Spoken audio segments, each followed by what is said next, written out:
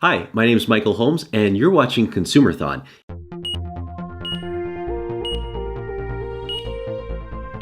In this video, I'm going to show why the resale value is the hidden reason why your MacBook might be less expensive than PCs, despite what they may say.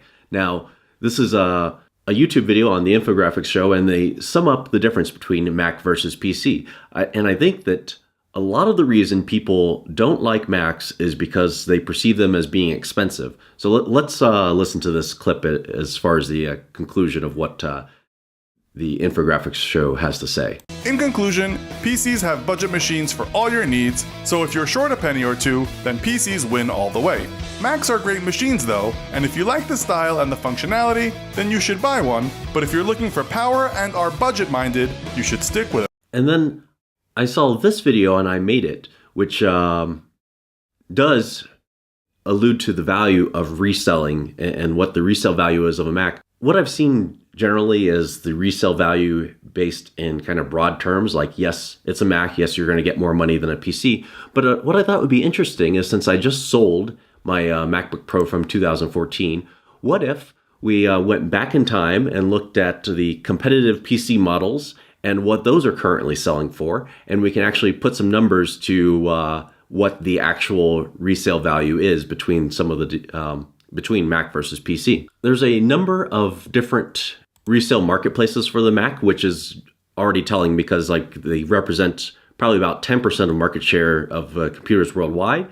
Yet, if you want to resell a Mac, there's a number of different places you can go. You could do Mac of all trades, but I found Mac of all trades to be the what usually offers the highest amount of money between all of the resellers. There's not as many marketplaces for when you're selling a PC laptop. So what we're going to do for the purpose of this comparison is to look at the recently sold prices on eBay. So this is the recent purchase order from Mac of all trades, and like I said, this is an amazing company. You just kind of throw your computers into a box, they pay for shipping, and then they give you a PayPal payout within quickly. So it gets there, and then probably within 1 or 2 business days, they send out the PayPal payout, and it's great service. With the 2014 Mac, I got $880. So let's dive into Excel real quick. So the MacBook Pro, I bought it in 2014 in December, and this is a great time to buy Macs, just before Christmas, because companies like BH Photo, Adorama, what they'll do is they'll do $200, $300 off of the kind of older MacBooks, as they usually release a mid-year update, and then also the new MacBooks are coming out in obviously next year. So Apple, obviously they don't discount their products, but if you look at some of the authorized resellers, then you can find decent discounts. So bought it for $2,200, sold it on the 18th of January 2019, and I got $880. So that means it retained 40% of its value over a course of 48 months. And it had a cost per month of $27.50. Now, to get the PC equivalents, what we'll do is we'll go to, this was my method at least. So I Google, everyone loves this term, MacBook Killer. So let's see what computers were branded or reviewed as MacBook Killer during the time period in which I bought my Mac. Tools, anytime, and then do a custom range of. So you can see here what they were calling the MacBook Killer back in 2014, and that was the Lenovo Yoga 3. Now, granted, this is MacBook Air, so we'll focus on this one.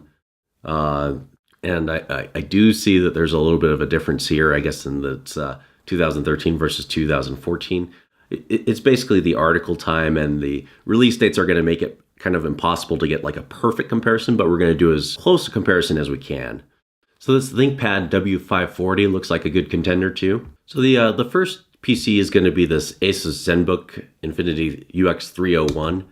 And this looks like it could be a decent comparison just because it has the 500 gigabytes of storage. 13-inch display is a little bit lower than my 15-inch MacBook, but we're just looking for a general comparison here. And the RAM's going to be less because it's up to 8 gigabytes versus the 16 I had on my MacBook. But let's take this information and let's go into eBay's recently sold listings. We're going to be looking for used listings that have completed. So here we've got one that sold for $350 on January 20th. This one kind of expensive at $549. Then one at $202. Just kind of curious why this one sold for so high. So I mean, this was a buy it now listing, and then this is a bid listing. So maybe we could just split the difference and say that the Asus Zenbook would probably sell for about $450. I kind of think that this guy paid too much for it. The other thing that we need to fill in here is we need to look for the price from 2014. So this price isn't going to include like the top of spec 500 gigabyte hard drive, but let's just go with the $1899. Again, we're giving the PC the benefit of the doubt in most of our numbers here. I'm not trying to fudge anything. And then let's go with the Surface Pro. See, it's weird that they compare the Surface Pro 3 to the MacBook Pro. I mean, when you get into the storage area here, it's kind of clear that the real computer has like the advantage. You can get 16 gigabytes of RAM, which is what I did on mine. So again, this is not going to be like the best comparison. Let's see if we can find like a 512 gigabyte Surface Pro pricing. Okay, so here we go. 512 gigabyte SSD will cost $1949. And if we look at eBay now, looks like we got one for $434, one for $600, $400, $400, almost $400, $500. So I think that $400 would probably be a good price to put in for this. And then lastly, let's look at the ThinkPad W540. Let's see if we can find a pricing for 16 gigabytes of RAM. This ThinkPad is actually going to be a pretty fair comparison because it looks like it sells for $2549. It's got it's 8 gigabytes of RAM, but I mean, I'm sure that's probably upgradable for a relatively small amount, hopefully. And also it's an i7, which is actually the processor that I sold in the 2014. So yeah, let's look at this ThinkPad and see what it's currently selling for. Wow, this is not that bad, I guess.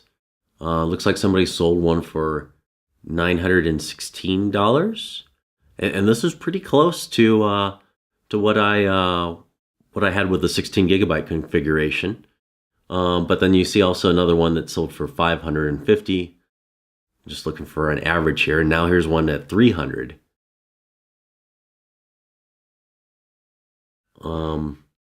I didn't sell mine as used, like as in like near perfect condition. So I mean, it did have a few scratches on it.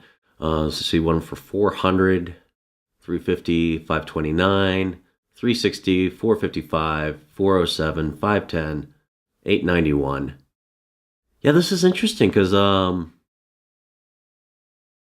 oh, okay.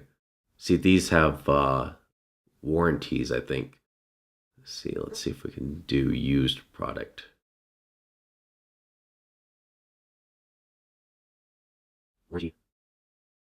Yeah, you're not going to be able to, well, you probably won't sell your product on eBay with a warranty on it like these do to get the higher pricing.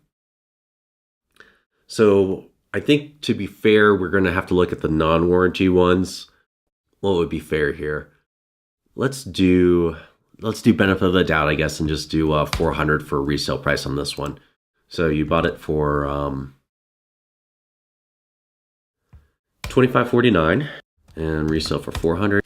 So here are our numbers, and just to recap, we've got our purchase date, price, sold date, and price, the percent of the value it's retained, and the number of months that you've owned it. And then this is the cost per each month. I do see one problem here is that I was just going with like a middle of the year date. So let's put in the same dates. And then also let's factor in like maybe you get $200 off or $300 off. I guess it's some sort of like mid-year discount. I don't think that we should be giving it to the Asus and Microsoft Pro because they're just kind of so far away on hardware specs. But let's say like the ThinkPad, you get that for the same price as the MacBook Pro, so you get it for $2,200. And I think that like you could see here that calculating in the resale value, the MacBook Pro is really retaining 40% of its value. It runs out to be about $27 a month to own the thing. If you look at the pricing here for if you had bought similar products with the Asus, you're spending $30 per month. You're spending $32 with the Microsoft Surface. With the ThinkPad, you're spending $37. And then this is on top of all of the little things that you have to buy with a Windows PC. You know, you're going to have to buy like separate movie making software. Macs come with iMovie. You're going to have to buy the Microsoft Office suite versus having, and true, I use Microsoft Office as well, and I do pay for it. But if you were to buy a Mac and you didn't want to spend money on software, it does come with Pages and Numbers and some sort of like kind of like rudimentary software to get you running.